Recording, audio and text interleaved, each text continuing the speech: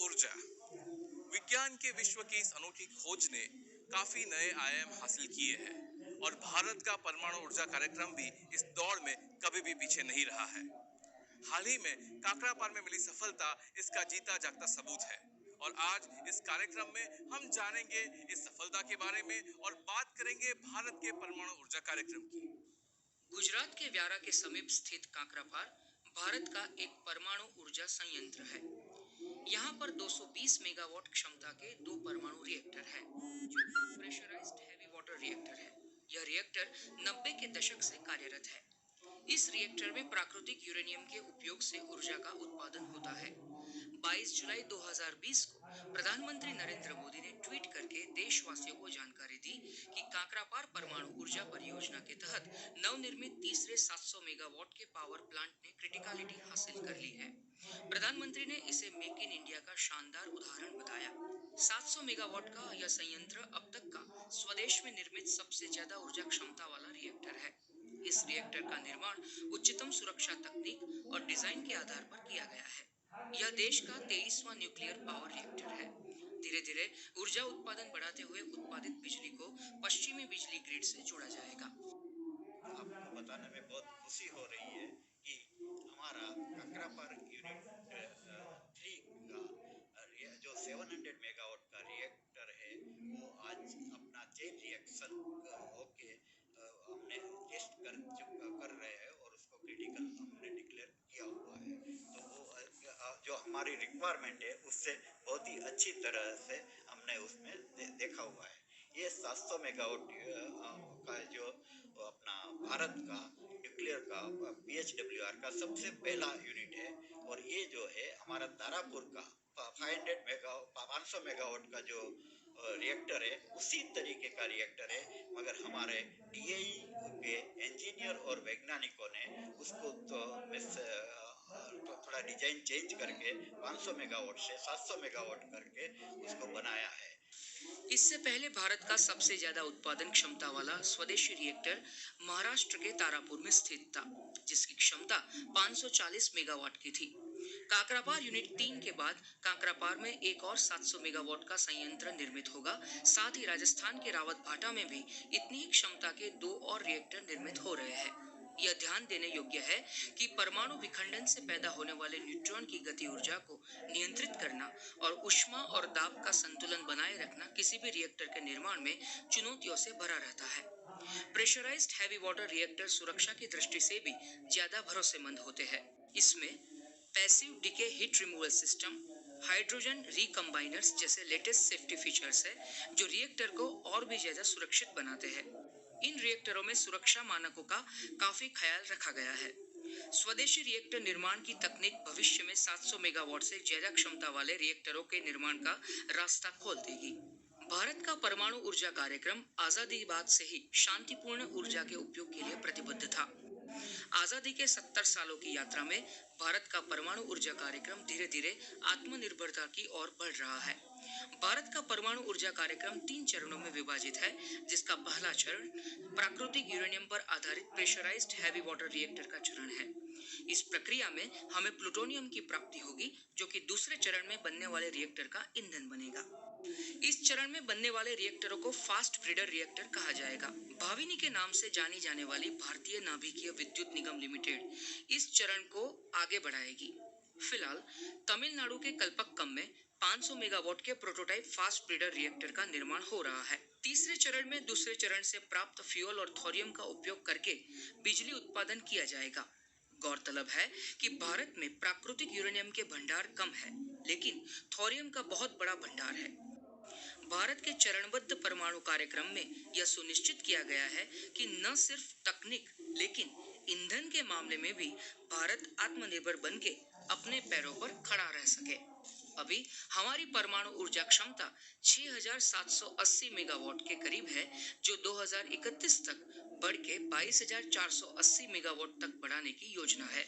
आज जब हमारी ऊर्जा की जरूरतें ज्यादातर कोयला आधारित बिजली से पूरी हो रही है, वही आने वाले दिनों में बढ़ती आबादी और ऊर्जा खपत के चलते ऊर्जा के नए विकल्पों के बारे में सोचना आज की अनिवार्यता।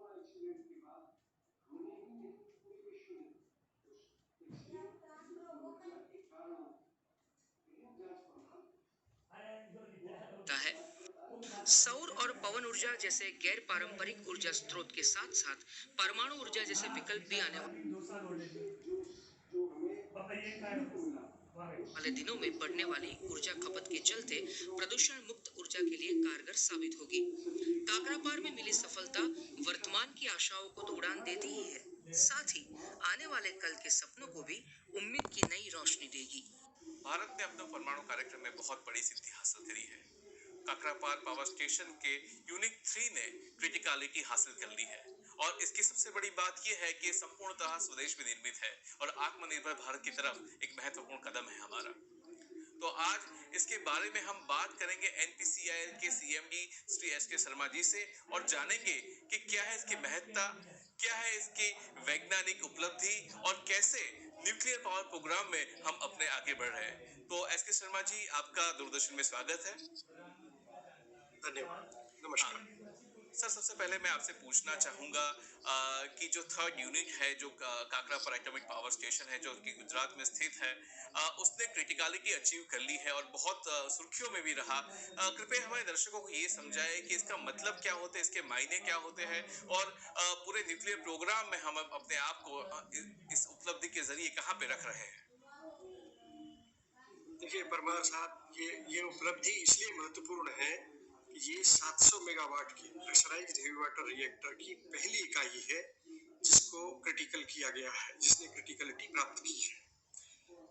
और ये 700 मेगावाट के प्रेशराइज्ड हेवी वाटर रिएक्टर, जैसा आपने स्वयं कहा, पूर्णतः स्वदेशी है।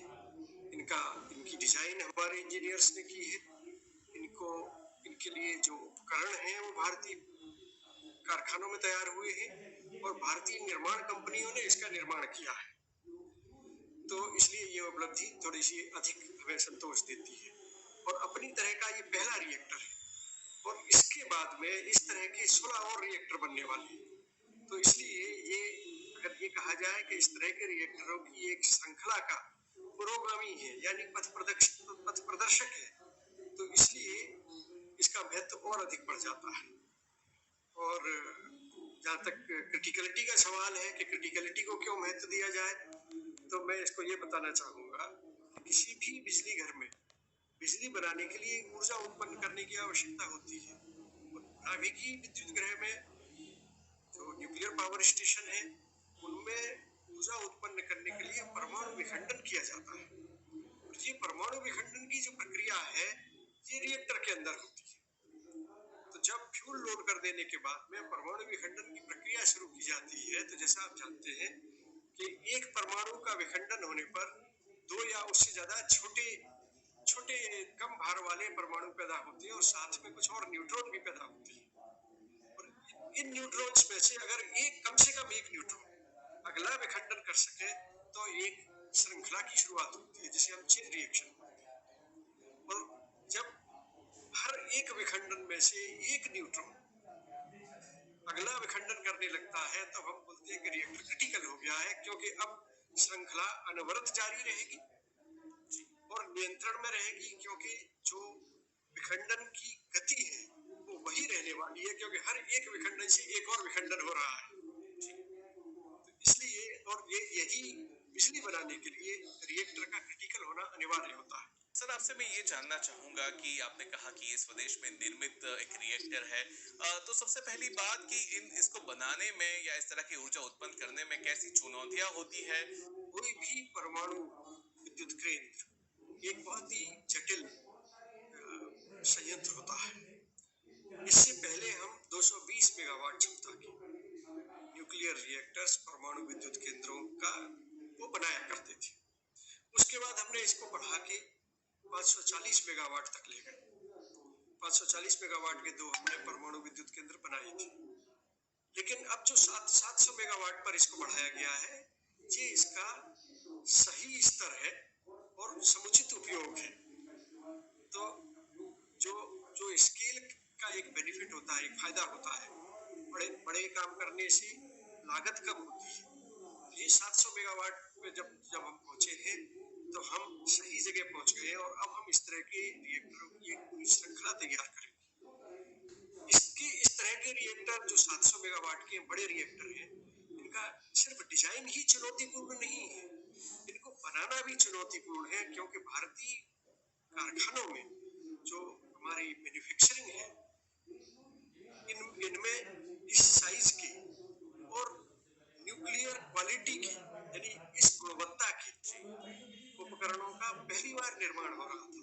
तो वो भी सीख रहे थे, उन्होंने भी अपनी क्षमता वृद्धि की, उन्होंने भी अपने अपने अपने यहाँ नए संसाधनों को उत्पन्न किया, और साथ ही जो हमारी निर्माण कंपनियां हैं, उन्होंने भी इस तरह के इतने बड़े स्तर के इतने इतने इस गुणवत्ता के जो ढांचे हैं, या और जो दूसरे जो हम स्ट्रक्चर्स, कंपोनेंट्स और सिस्टम्स बोलते हैं, उनका निर्माण पहले कभी नहीं किया था।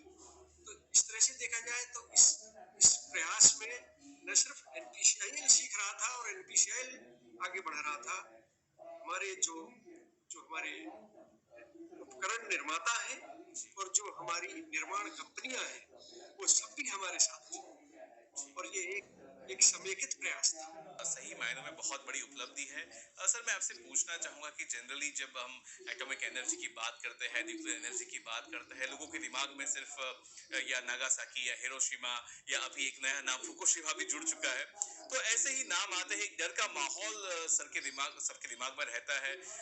तो क्या फर्क है जब इस तरह से एक बम बनता है, या या फिर हमारे में एनर्जी बनती है, तो लोगों में से ये डर कैसे दूर किया जाए? अगर इसकी आप स्पष्टता कर दे, या उसका एक वैज्ञानिक अगर एक आधार दे, तो लोगों के दिमाग में भी इसका भय निकल सकता है।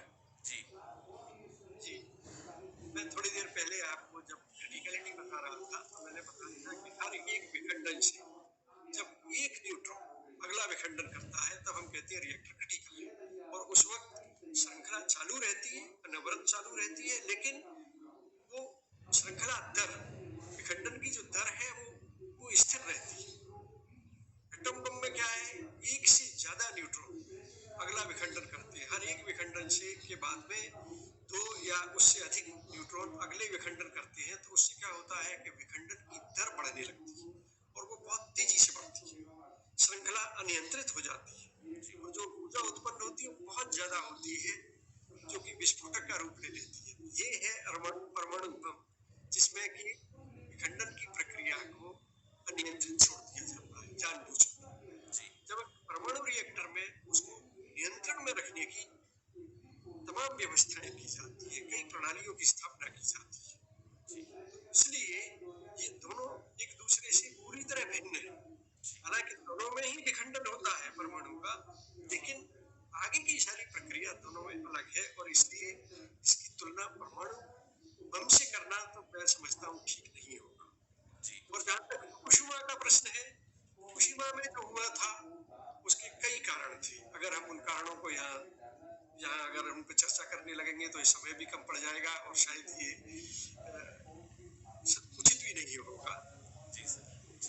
मैं जरूर आपके माध्यम से कहना चाहूंगा कि उस तरह का एक्सीडेंट, उस तरह की दुर्घटना हमारे रिएक्टरों में नहीं हो सकती। फुकुशिमा एक्सीडेंट के बाद हमने ही नहीं, पूरे विश्व ने उस एक्सीडेंट की, उस दुर्घटना के कारणों की गहन जांच पड़ताल की थी, और उस जांच पड़ताल के जो निष्कर्ष थे वो आपस में साझा भी किए थे। इस तरह से जो एक सर्वमान्य समझ बनी थी, उससे जो हमें सीखने को मिला, उस सीख को इस्तेमाल करते हुए हमने अपने सभी रिएक्टरों सभी रिएक्टरों को रिव्यू किया, उनकी समीक्षा की, और जहां जरूरत थी वहां और ज्यादा उनको सुदृढ़ किया, उनकी सुरक्षा प्रणालियों को और ज्यादा सुदृढ़ किया।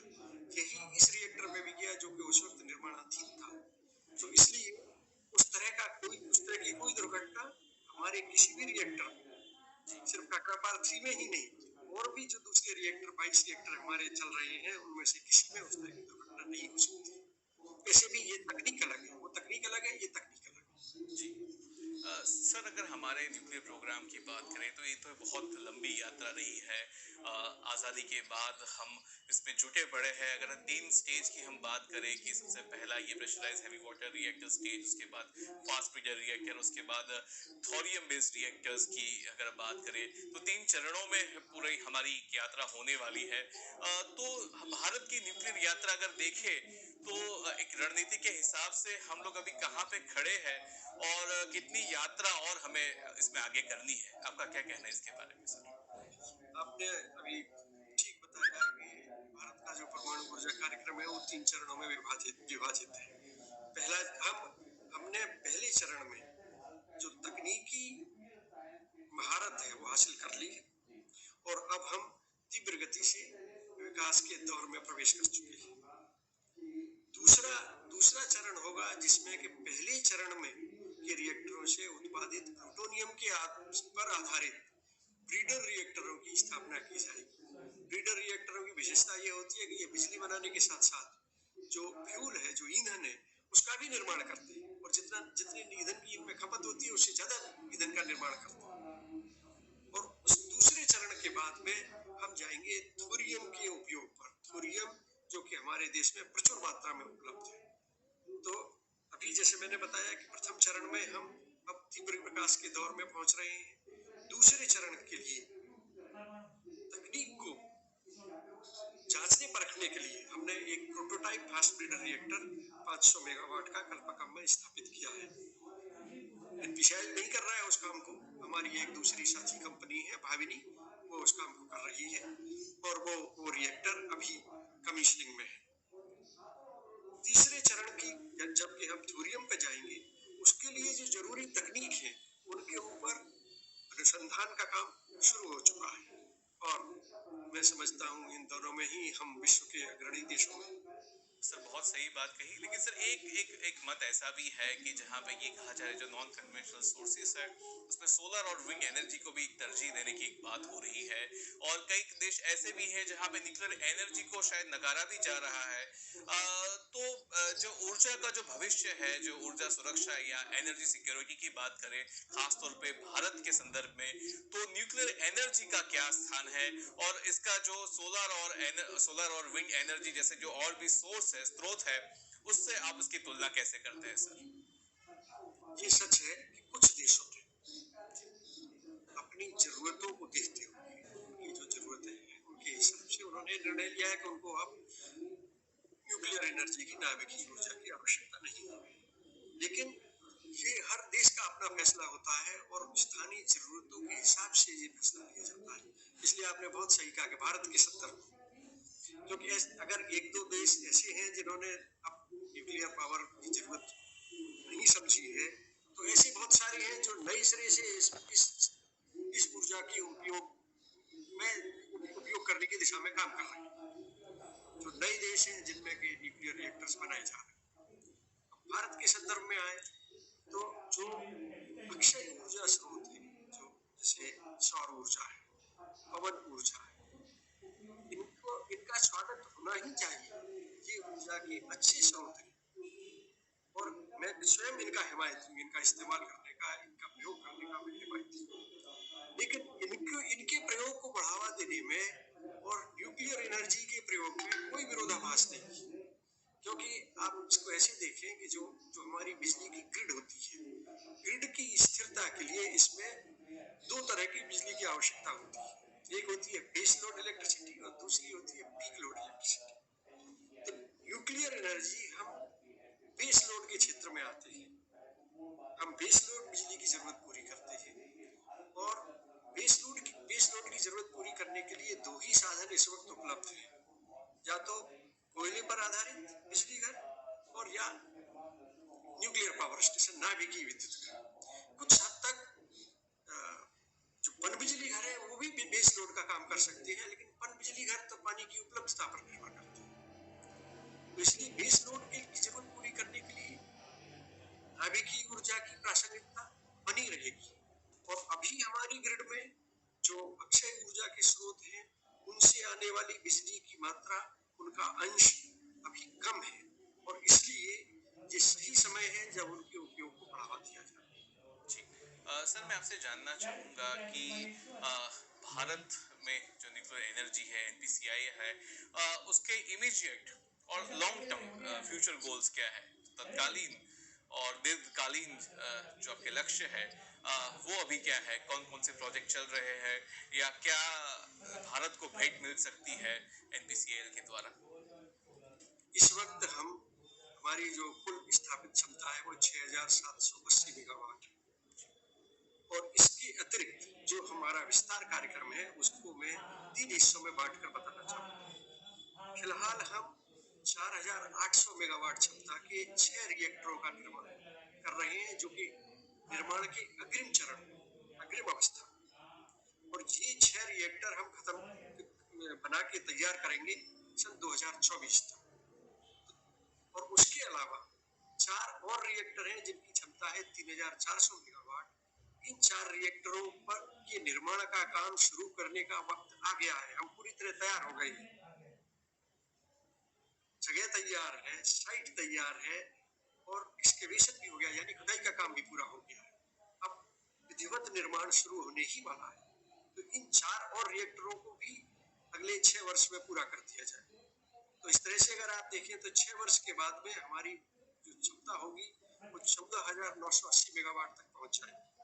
इसके अतिरिक्त भारत सरकार ने हमको 10 और 700 मेगावाट क्षमता की रिएक्टरों को स्थापित करने का, निर्माण करने के लिए प्रशासनिक और वित्तीय अनुमति दे दी है। और उन रिएक्टरों की स्थापना पर भी जो परियोजना पूर्व गतिविधियां हैं उनको पूरा किया जा रहा है। जल्दी ही हम उन्हें भी एक के बाद एक क्रमशः एक फ्लीट कोड में उनका भी निर्माण शुरू करेंगे। तो इस तरह से अगर देखा जाए तो 2031 तक देश में परमाणु ऊर्जा की स्थापित क्षमता 21,980 मेगावाट हो जाएगी। सिर्फ NPCIL से, सिर्फ पहले चरण। दूसरा चरण जिसको भावी नहीं कर रहा है, वहां से कुछ क्षमता और स्थापित की जाएगी।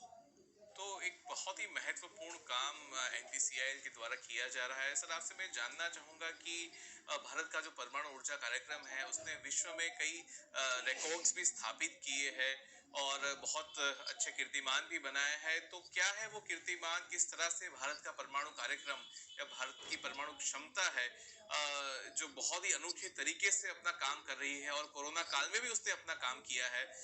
तो सर उसके बारे में हमारे दर्शकों को कुछ बताइए। भारत का जो परमाणु ऊर्जा कार्यक्रम है, मैं समझता हूँ अब वो पूर्णतः स्वदेशी आधार पर विकसित हो चुका है। हम जो भी करते हैं अपनी खुद की स्वदेशी क्षमताओं के आधार पर करते हैं। और ये संतोष की बात है कि हमारे एक रिएक्टर ने कर्नाटक में कायगा जनरेटिंग स्टेशन है, उसकी पहली इकाई ने 962 दिन तक सतत प्रचालन कर विश्व कीर्तिमान की स्थापना की। इतने समय तक लगातार कोई और रिएक्टर अभी तक कहीं भी नहीं चला है। इसके अतिरिक्त अगर आप देखें तो तारापुर में हमारी 2 इकाइयां हैं, तारापुर इकाई 1 और इकाई 2, जो 50 साल से अधिक समय से सुरक्षित प्रचालन कर रही हैं और सस्ती दर पर बिजली का उत्पादन कर रही हैं। ये एक दूसरी उपलब्धि है। मैं नहीं समझता हूँ कि कहीं और इतने समय से इकाइयां प्रचालनरत हैं। और इस तरह के और कई चीजें हैं, ऐसे कई काम हैं, कई ऐसी उपलब्धियां हैं जो हमें संतोष से भरती हैं, संतोष देती हैं, परंतु साथ ही हमें और अच्छा करने के लिए प्रेरित भी करती है। सर, आपसे इसी नोट पे आपसे एक आखिरी सवाल ये पूछना चाहता हूँ कि भारत का जो युवा है, भारत का युवा जो इस कार्यक्रम में, भारत के परमाणु कार्यक्रम में, परमाणु ऊर्जा कार्यक्रम में एक अपनी भागीदारी देना चाहता है, हिस्सेदारी लेना चाहता है या उस क्षेत्र में अपना करियर बनाना चाहता है, तो उसके लिए सर क्या क्या विकल्प है? कैसे भारत का युवा न्यूक्लियर साइंस के क्षेत्र में आगे बढ़ सकता है? सर जी। सबसे पहले तो मैं मेरे युवा साथियों से ये कहूँगा कि न्यूक्लियर पावर स्टेशन या उसमें मौजूद रेडियोधर्मिता से डरने की कोई आवश्यकता नहीं। ये पूरी तरह सुरक्षित संयंत्र है और ये अनायास नहीं है। इसके कारण है, किसी भी संयंत्र की सुरक्षा के लिए, संरक्षा के लिए 2 आधारभूत स्तंभ होते हैं। पहले है तकनीकी संरक्षा प्रणालियां और दूसरा है कार्य संस्कृति। तो हमारे इन रिएक्टरों में जो तकनीकी संरक्षा प्रणाली है वो बहुस्तरीय है। एक तरह से इसको ऐसे समझिए कि ये चक्रव्यूह की तरह है।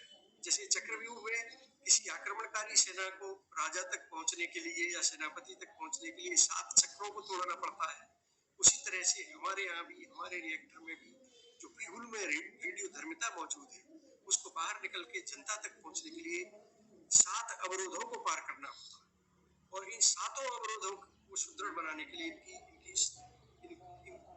इनकी सुरक्षा सुनिश्चित करने के लिए बृहद और विशद संरक्षा प्रणालियों की व्यवस्था की गई। तो और जहां तक हमारी कार्य संस्कृति का सवाल है, हमारी कार्य संस्कृति छोटी छोटी बातों पर ध्यान देने, छोटे छोटे संकेतों को पहचानने और उनका समुचित निदान करने पर जोर देती है। हमारी ये जो कार्य संस्कृति है गुणवत्ता को प्राथमिकता देती है और साथ ही संरक्षा से संबंधित विषयों को सर्वोपरि प्राथमिकता देती है। हम सभी लोग ये मानते हैं कि संरक्षा और उत्पादन में कोई विरोधाभास नहीं। जो संरक्षित रिएक्टर है, संरक्षित संयंत्र है, वही अच्छा उत्पादन भी देता है। तो इस कार्य संस्कृति के चलते और जो तकनीकी व्यवस्थाएं की हुई है उनके चलते इन संरक्षित संयंत्रों से डरने की या इनमें काम करने से डरने की कोई आवश्यकता नहीं। ये पूरी तरह सुरक्षित है। और जो मित्र विज्ञान में या तकनीक में और उस तकनीकी में और उसमें भी नाभिकीय ऊर्जा के क्षेत्र में जो दिलचस्पी रखते हैं, उनसे मैं कहूंगा कि वो जरूर अपनी इस दिलचस्पी को आगे बढ़ाएं। ये क्षेत्र ऐसा है जिसमें जो न सिर्फ एक अच्छा आजीविका का साधन बन सकता है या बनता है, अपितु ये आपको जिस तरह का आप काम करेंगे उससे आपको व्यावसायिक आनंद भी देगा और साथ ही कुछ अच्छा, कुछ उपयोगी, ऐसा कुछ करने का संतोष भी देगा जो कि बेहतर भविष्य के लिए हमारा योगदान होता है। इस भावना से भी एक संतोष पैदा होता है, वो संतोष भी ये काम देगा। और इसलिए अगर जरा भी इस क्षेत्र में आने में दिलचस्पी है तो संकोच न करें, अपनी दिलचस्पी को आगे बढ़ाएं। ये एक अच्छा क्षेत्र है। जी, तो बहुत बहुत शुक्रिया एसके शर्मा सर आपका हमसे बात करने के लिए। तो दर्शक मित्रों, ये थे हमारे साथ एनपीसीआईएल के सीएमडी श्री एसके शर्मा जी, जिन्होंने बहुत ही महत्वपूर्ण बातें बताई। उन्हें आत्मनिर्भरता से लेके भारत के ऊर्जा सफल भविष्य की जो कल्पनाएं हैं, जो आशाएं हैं, जो रास्ते हैं, उसके बारे में भी हमें बहुत बातें बताई। तो बहुत बहुत शुक्रिया सर। तो दूरदर्शन के तमाम दर्शकों को हमसे हमारे साथ जुड़ने के लिए बहुत धन्यवाद, शुक्रिया।